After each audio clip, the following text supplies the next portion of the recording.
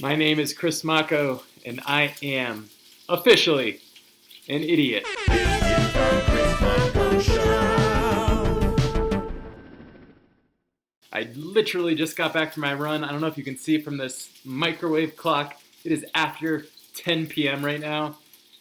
Dumb today. Kind of don't want to be recording this because I know my parents will see it and they already worry about my running. They're going to worry even more after this. It's very important for me to share this. I'm trying to cook some steak because it is 10 p.m. and I haven't eaten. I am very relieved to be home right now, and hopefully they'll understand that I've learned a valuable lesson, and sometimes getting scared a little bit and also learning how to enunciate valuable are important lessons. So, what the heck happened? Procrastinated today, slept in, had a late breakfast, started booking flights for TNF because I was geeking out on Western States and was like, oh my gosh, let's do this. Suddenly I look at the clock, 5 p.m. I'm supposed to go long today. I have an awesome route planned. I finally get out the door after 5:30, begin this awesome climb up the ridge line. Are you kidding me?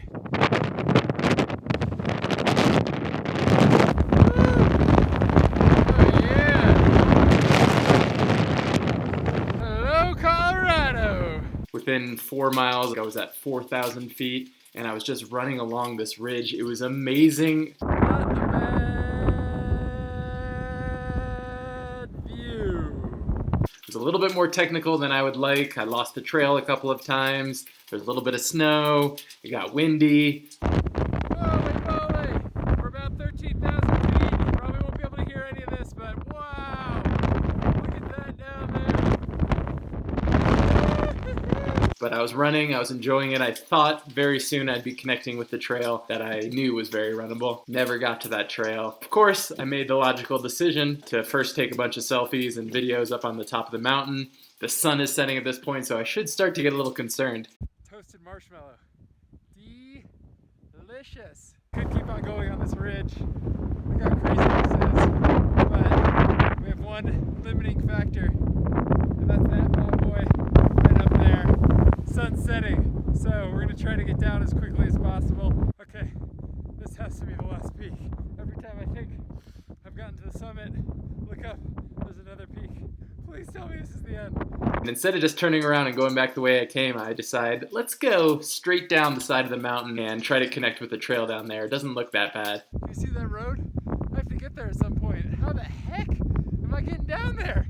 I don't know. If I start doing that, I probably go 400 yards in a half an hour. My heart is racing. It is very unsafe. I'm rock climbing, I'm scrambling, and I continue to believe that I can do it and that I'll eventually hit up something that's a little bit more runnable. I'm freaking out a little bit and decide I gotta just turn around and go back the way I came. So I flip it, have to rock climb back up, which was not easy. Get back up to the top of the ridge line. So I'm at 13,500 feet. I go to take out my phone from my pouch. I notice that the pouch is unzipped and there's no phone. Frantically search my other pockets. No phone!